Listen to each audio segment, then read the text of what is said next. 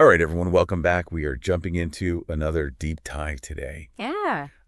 And today, we're tackling something that I think a lot of parents could use a little help with, and that is how to create a parenting plan that's actually adaptable. Mm-hmm.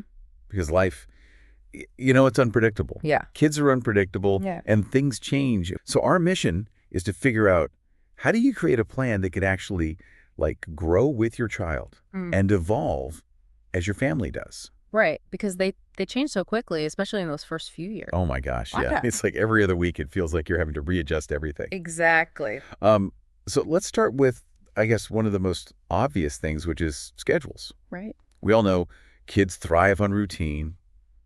They need to know what to expect. Yeah. But life doesn't always cooperate with our beautifully crafted schedules. Definitely not. No, you can make a schedule, but it's going to get blown up. Exactly. A really interesting concept, which is the primary schedule. Okay. And that's basically like, you have your kind of go-to weekly plan, Yeah. but it's not set in stone. Oh, okay. So it's like a framework, Right. a starting point. Exactly. And you have built-in flexibility. Okay, I like that. So it's like sticking to the schedule during, regular weeks. Yeah. But then, if there's a school vacation coming up or, a special event or, something comes up, you already have that wiggle room built in. Exactly. Yeah, like you're not going to freak out if something comes up last minute Right. because you know that you have that flexibility. That makes a lot of sense. And it helps to prevent, I think, the plan from becoming too rigid. Right. Because then it's just like, why even have the plan if you're constantly Yeah. butting heads against it? And then you end up resenting the plan. Yeah, exactly.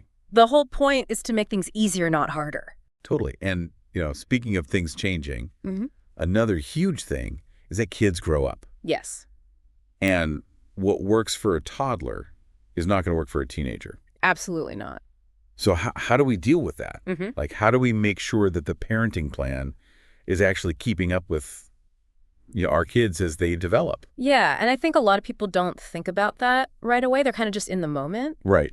But the guide really emphasizes the importance of revisiting the plan. Okay. And it recommends doing it regularly, Okay. like even scheduling like an annual check-in Okay. to just see, is this still working for everybody? And are there certain times that, it would make more sense to revisit it aside from just, once a year? Yeah, like if there's a big life change, Okay. like a mood or somebody starts a new job or, something like that. Right. Or even just like developmental leaps, Check-ins are really important because it's like preventative maintenance for your plan. I like that. You're catching those little issues Right. before they become big problems. Yeah. Before they snowball into these huge conflicts that, could have been avoided. Right, exactly. Okay. So we've got our, flexible schedule. We're doing our regular check-ins. Mm-hmm. But what about the truly unexpected curveballs that life throws? Right. Like a job loss, a sudden move, A global pandemic. Yeah, exactly, something like that. How do we prepare for that? You can't really prepare for everything, but you can have a plan.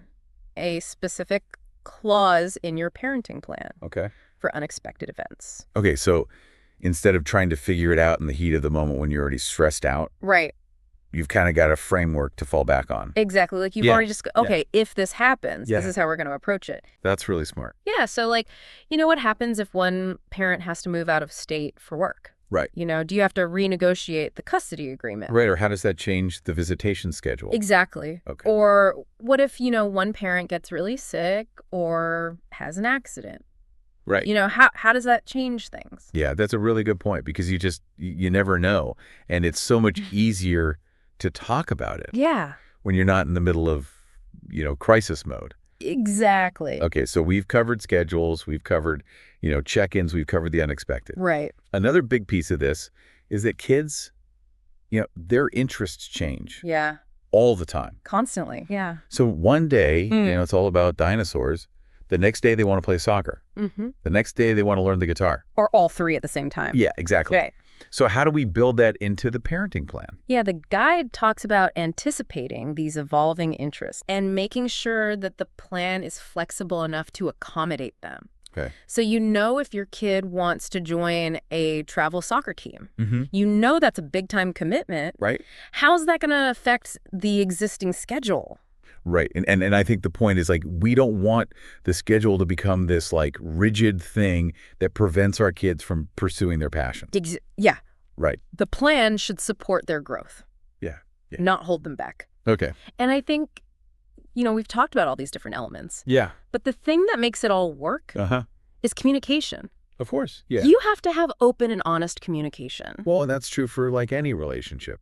It is, but especially co-parenting. Yeah, you've got to be on the same page. Yeah, and be able to talk about things. Yeah, and be willing to compromise. Exactly. And listen, really hear each other out. And be respectful. Yes. Even when you disagree. And the guide also mentioned the importance of documenting those conversations, even if it seems like a really small change. Right.